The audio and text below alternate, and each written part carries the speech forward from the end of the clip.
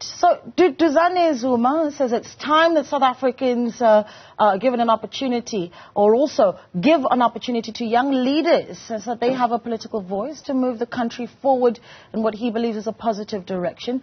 Zuma has announced plans to launch his own political party. It's called the All Game Changers. This comes on the back of his father, former President Jacob Zuma, being suspended from the governing ANC for his open support for the MK party. He joins us in studio now. Mr. Duduzane Zuma, good morning to you and thank you so much for joining us. Good morning, Naledi. Thank you very much. Okay, I'm going to start with the obvious question. Everybody last week when you made the announcement of establishing this new party immediately thought, why would you do that when the country's all talking about the MK party? I mean, analysts are saying, wow, they could really make a dent into the electorate of the ANC. Why not ride that train? Why not? I think it's an opportune time. It's a democracy we live in. And I think most importantly, it's been a long period of the same faces, the same ideology. We just need something new, something fresh, and we're those people. Yeah. And most importantly, we're looking at a longer-term view, the next 50 to 100 years. I think a lot of curiosity, obviously, about, you know, what your father had to say when you told him that you were establishing the All Game Changers and not following him into the MK party. Those discussions are merely just a heads up, you know, advice we take. But when we decide we're going to do something, we do it. You know, we're on the right side of history. We mean well, and we're going to bring it over the line. Okay, well, tell us about All Game Changers. What are you doing? Now, All Game Changers, AGC is the real new kid on the block. You know, a lot of people that are aged that come and say we're the new kid on the block, and you know they don't represent what is current, what is necessary at the moment. And I believe that myself and many others, you know, it may be the AGC, it may be others, the more the merrier, as I say, are here to take the country into the future. I think if you look at the way we narrate, the way we discuss, and our talking points when it comes to our manifesto, there's a complete change from what is currently in the system. Yeah, and I actually want to dig at that manifesto in a little bit, but obviously let's get through some of the key points at the beginning, right? The All Game Changers. I think one thing that you're able to do is stir up a social media storm. That's what your name is essentially able to do. But where are you now in terms of the processes of actually registering and getting and ensuring that you are going to be on the ballot papers when we get into these elections? So yeah, we've gone a long way. We've check the balance, put the correct checks in place. We are sitting with the IEC at the moment. The IEC will let us know. But everything's in order. All systems are a go. It's just a formality. What is campaigning looking like? I mean, what's the vision for you really, right? You know, people and political parties are talking about strongholds that they have, right? We saw your party, I mean, your father this weekend in Alexandra, at the Alexandra Stadium, wanting to expand his area of stronghold. What is yours? Ours is very simple. We have a global view. We have an African view, most importantly. How South Africa fits into the African continent. So we're not focusing on party politics, per se, as it has existed. So if you look at what most political parties are doing, it's a battlefield on the ground, the different areas, you know, trying to get the market share, the different wards. All we're saying is we have a future. The country is priority number one. Yeah, you're fine. We're not going to get involved in the petty politics. We're focusing on delivering to South Africa Incorporated. Yeah, that's going to be interesting because I actually do want to get your thoughts on the political landscape at the moment. Your father's been suspended from the African National Congress. What's your relationship at the moment looking like with the governing party? No, look, I know a lot of the people that have grown up under them, so when I bump into them, we have interesting conversations. They didn't expect us to pull the trigger. Well, we've pulled the trigger. We're here. And what happens from this point onwards, history will dictate. When we saw your father, you could say perhaps step out of the ranks of the ANC and support the MK party, it speaks of a lack of confidence, obviously, in the ANC. And you've been quite outspoken about your lack of confidence in the African National Congress, and I'd like you to unpack that now, if you will. But is this you also showing a lack of confidence in your father's MK party? So the lack of confidence is less in the ANC. I mean, they've had some massive strides they've made historically, and you know they've had some losses. So you know the win-loss ratio is up for debate. But where we're at, I don't feel like it's a current platform to serve the country. You know, we've seen the challenges. We're seeing how they're not able to evolve at this point. So that's why we're saying we need new people. We need new visionaries. It can't just be yourself, myself. It needs everyone to put their shoulder to the wheel. You know, so if you look at the vote of no confidence in the ANC or my father, whoever else, I'm not going to speak about them. You know, I'm not going to take away from their wins and losses. You know, they'll be judged for that. I'm speaking about what it is that I'm here to do, the part of the game-changing dynamic that exists in our country, and how I want to push that forward. And the way that we're going to push it forward is by changing the political landscape completely. You understand that that's a challenge that you are going to have moving forward. I mean, the very name Duduzane Zuma was introduced to South Africans as the son of former President Jacob Zuma. So how do you genuinely expect to shake that off, especially in a landscape where people think you simply don't have the skin in the game, right? The political experience to run a political party, to have an impact, to gain the electorate, and then to actually make decisions from a leading point of view?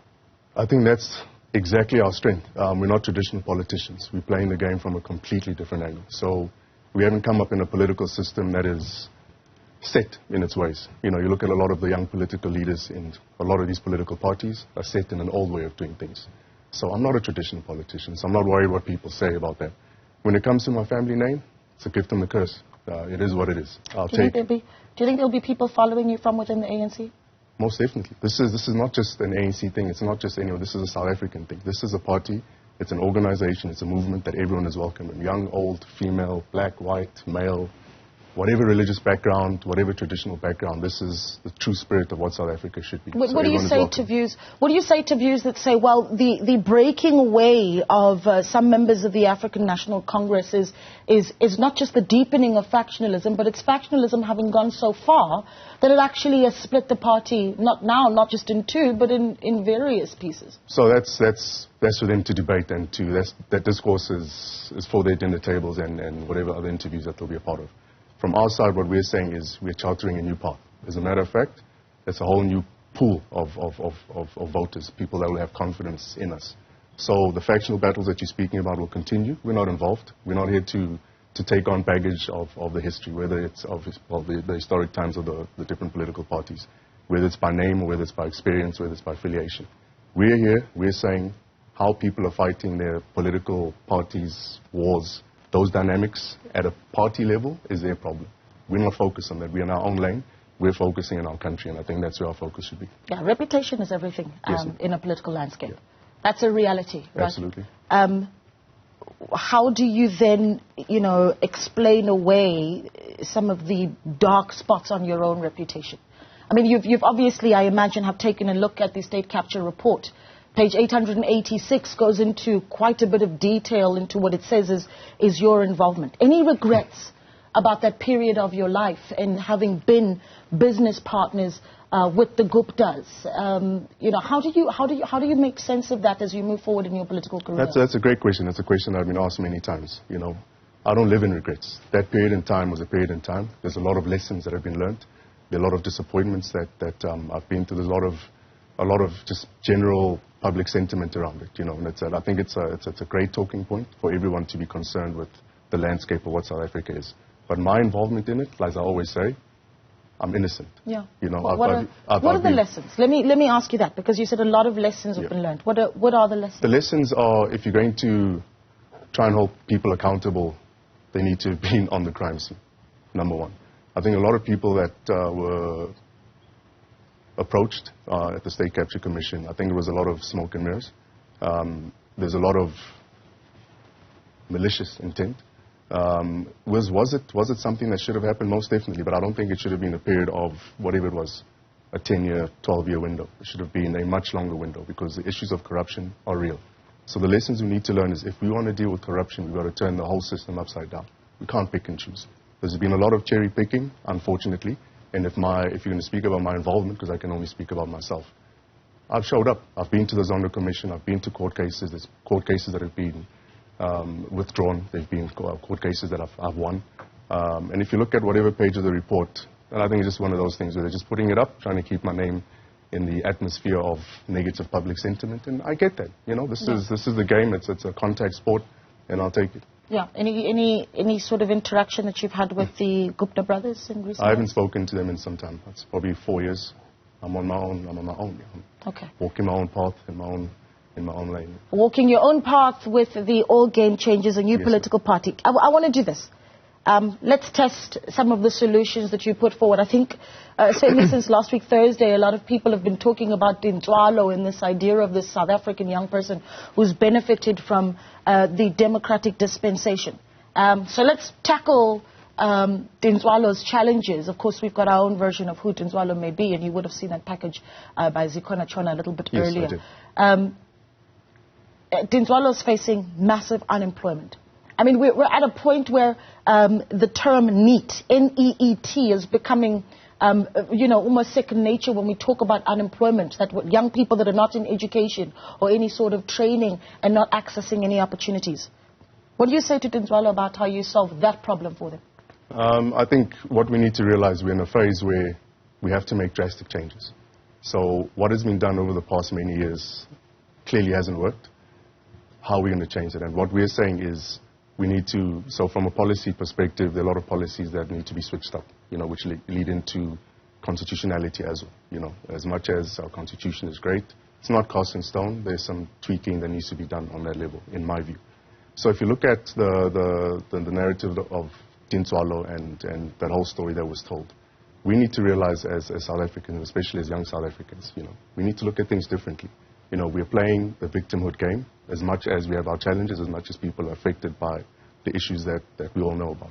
What is it that we're doing to change that? So we have a political system where we have people that are running for political office, and whether they've delivered or not, once again, is for the public to decide. But what is society doing about it? The biggest contributor, the biggest pillar to this puzzle is society. And if you look at the way the challenges have been approached, it's not the way. You look at a lot of the issues being spoken about, the social grants issues. We're creating a nation of people that are relaxed. So you do away with social grants. You're saying to young people that you do away with their 350 social relief. What I'm saying to young people is, don't sit with a begging bowl. You can't sit and wait for 350 rand when you're able-bodied. No ways. So what I'll say to people is, there are people that are in dire need, that need that support, disabled, elderly. But for people that are young and able, we're not here to create a state that's dependent on social welfare. That's not the way. This is why we have these issues. So we can't have a situation where when we speak to young people, they're sitting hopeless when they're able-bodied. Let's get to work. So if you look at what we're saying, we're trying to absorb people into the workspace by creating opportunities. In a hypothetical scenario, the all game changes enters the political sphere, and in a hypothetical scenario, you then are given the opportunity to deal with load shedding. What would your solution be? I think within a period of 8 to 10 months, the solution would be sorting out our power stations. I think what we've been told, what the world has told us, and what we've been led to believe is that South Africa can function on renewables alone, which is the furthest thing from the truth. That is not going to happen. Once again, I'm not an electricity expert or power guru, but when it comes to facts, I mean, I've operated in the coal mining space, so I've learned a lot along the way. If you look at our power stations, we have an aging fleet that's been spoken about. We have new fleets that are supposed to come on board. There's been an issue of delivery, number one, with Kusile and Budupi and all these other issues. But if we think we're going to run South Africa, which is quite an industrial country, on just renewables, it's not going to happen. So coal-fired power stations, ramp up coal production. We're going to use that for as long as we can until the wheels fall off. We understand the goals of net zero 2030. It's not going to happen in South Africa. Guaranteed. We'll be here in 2030 and we wouldn't have met those goals. So whatever we have in abundance, opportunities that we have as South Africans, let's focus on that. So the electricity issue is political will. It is getting the workers on the same page. We've heard of issues of sabotage. It's a discipline issue more than anything. And we'll be gone, 100%. I can't let you go without asking this final question, and it's top of mind, July 2021. Just reflectively, what you think of, if at all, the role that you played in the unrest that we saw in July 2021, and what your message is moving forward as you want to establish this political career. So there's a supposed role that I played. I did not play any role. So if you look at that period in time, I'll start off by the assumption that I had something to do with it. I had absolutely nothing to do with it. Everything that was portrayed in the media was false narratives. As I said, I'm not on social media. There have been cases that have been lodged, like they always happen. Every few months there's someone lodging a case, and there's a report that came out. If I remember well, my name didn't pop up in that report. So people need to calm down, take it easy. Your boy didn't do anything.